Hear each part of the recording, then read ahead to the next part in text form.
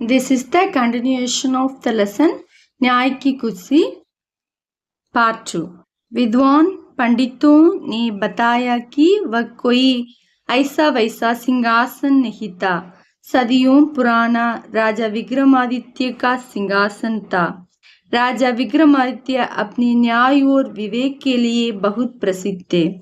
இப்போ பண்டித்துகள் வித்வான்கள் எல்லாம் சொல்றாங்க, இது சாதாரண சிங்காசன் கிடையாது, இது பல நூற்றாண்டுகள் பழமையான ராஜா விக்ரமாதித்தனோட சிங்காசனம்.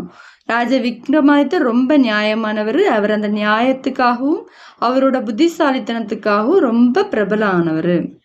राजा ने आजादी की सिंहासन को ले जाकर राज दरबार में रख दिया जाए। அப்போ ராஜா வந்து ஆர்டர் போடுறாரு, இந்த சிங்காசனத்தை எடுத்து அரசபையில போடுறதுக்கு ஆர்டர் போடுறாரு.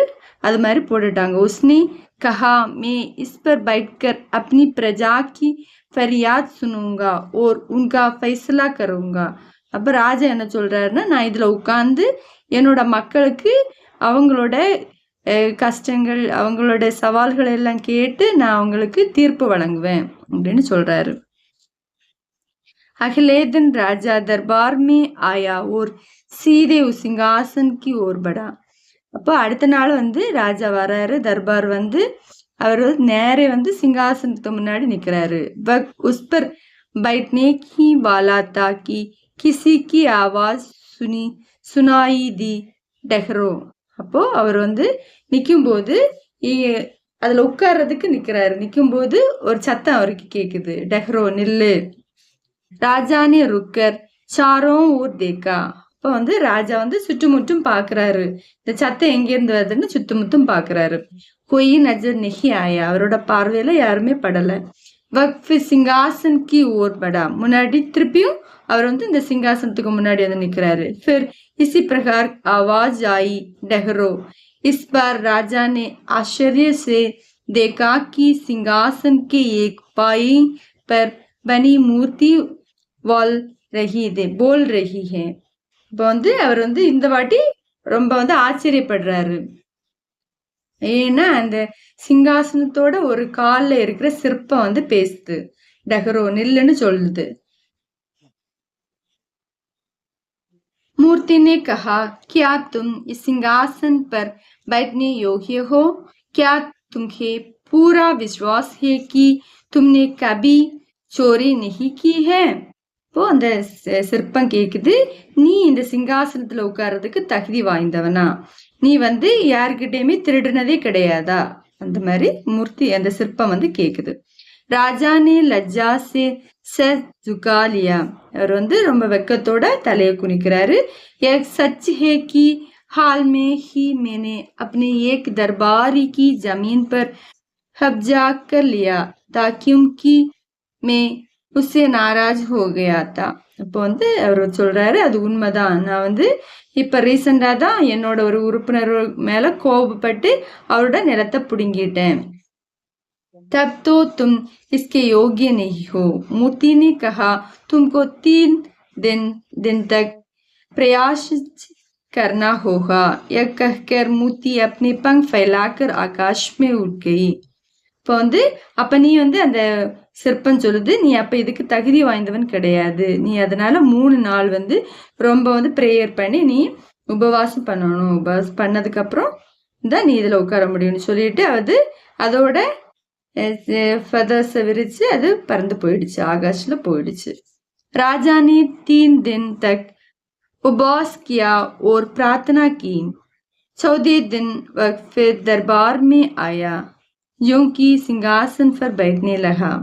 दूसरी मूर्ति ने कहा, डहरो तुम विश्वास के साथ कह सकते हो कि तुमने कभी झूठ नहीं बोला?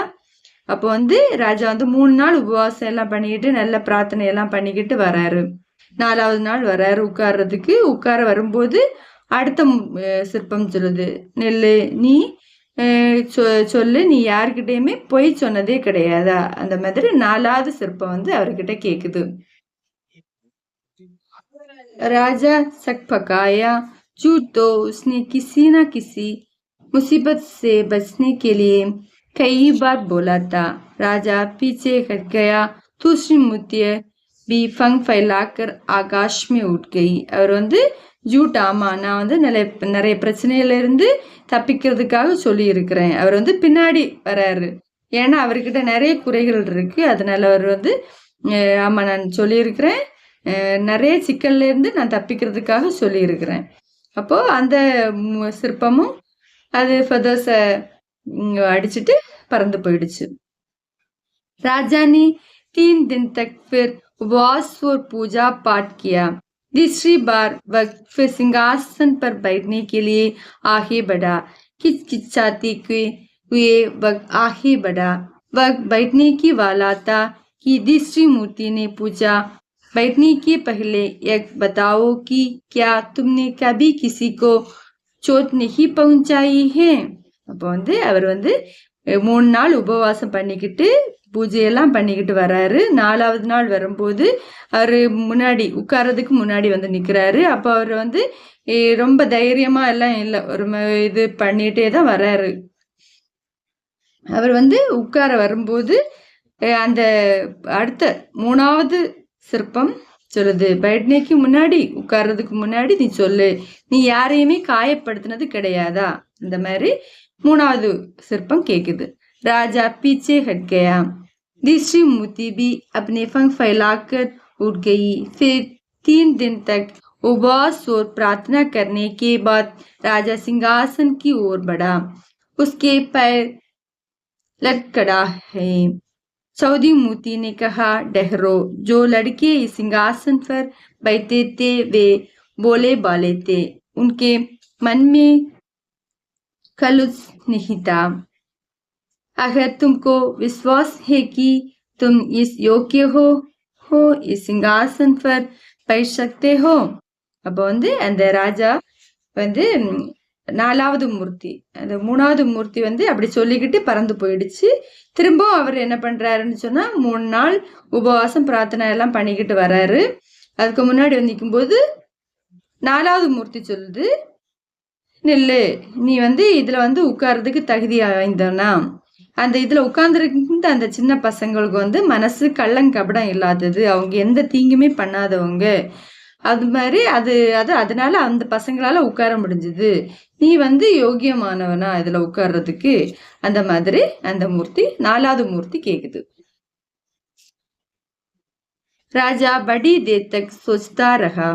फिर उसने मन की मन कहा, अगर एक लड़का इस पर बैठ सकता है तो भला मैं क्यों नहीं बैठ सकता हूँ.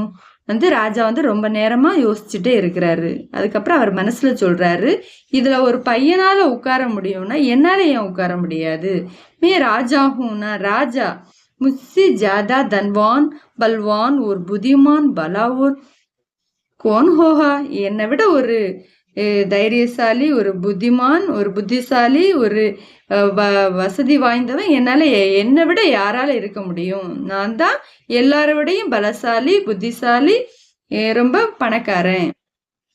மே அவசிய சிங்காசன் பர் பைட்னி யோகிய ஹூனா, இதுல வந்து உட்கார்றதுக்கு தகுதியானவன் தான். அந்த மாதிரி அவன் மனசுல சொல்லிடுறான்.